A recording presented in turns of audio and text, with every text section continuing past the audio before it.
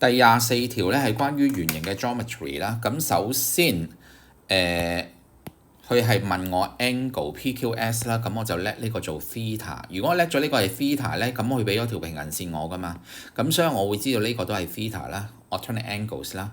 咁另外仲有一個 angles in the same segment 咧，我知道呢個都係 theta。仲有佢俾咗兩條邊一樣我嘅 PQ 等於 PR，咁所以咧呢個會係 theta 加30度，係咪？因為係base angle isosceles triangle， 咁所以我而家係會 solve 到個 theta 出嚟㗎，因為 theta 咧係會等於3個 theta 啦，再加30度，再加30度咧係會等於180度㗎嘛，係咪？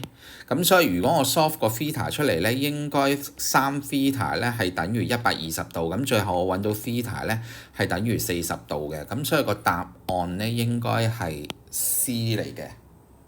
OK， 咁另外第25條啦，第25條咧，首先咧，我諗我要知道就係我要 join 翻 QS 嗰條線啊，我要 join 呢條線咧，因為我要用呢個 angle at center twice angle at circumference 啦，咁所以我會揾到呢個係50度嘅，嗰個 angle PQS 係50度先，咁跟住佢俾咗啲 arcling 個比例我哋啦。咁即係呢個 PQ 呢個 arcling 同埋 QR 呢個 arcling 同埋呢一個 SR 嘅 arcling咧，我如果寫翻個比例出嚟咧，應該係2:1嘅，喺呢度俾咗我哋嘅。咁如果係咁的話咧，咁我睇下嗰個 angle 撐嗰個 arcling 出嚟嗰個比例咯喎。而家呢度 angle 咧係 PSQ， 咁撐咗就呢個 arcling 啦。咁另外亦都有個 angle QPS 咧，即係呢個 arcling 啦。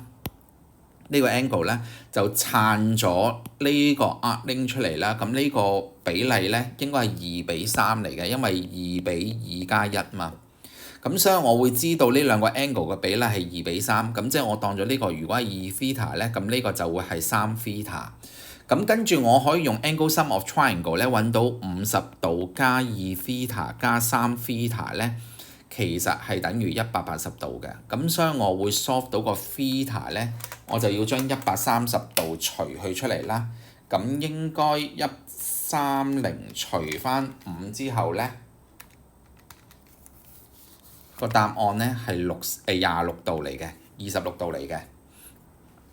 咁所以而家佢要我揾嘅係 QRS，咁即係首先我會知道 angle QPS 咧係等於3個 theta 啊嘛，咁3個 theta 咪即係26度乘3咯。咁但係我而家要揾嘅咧就係呢一個 angle，呢個 angle 係 QRS。咁我知道呢個角加呢個角加埋係180度噶嘛，咁所以我而家咧就會將26度加乘3啦，再加對面嗰個 angle QRS 咧就會加埋180度。個原因就係 opposite angle cyclic 嗰個 quadrilateral 啦。咁所以 angle QRS 最後做到咧係180度減26度乘3嚟嘅。咁應該係做到咧102度嘅，咁即係個答案係 C 嚟嘅。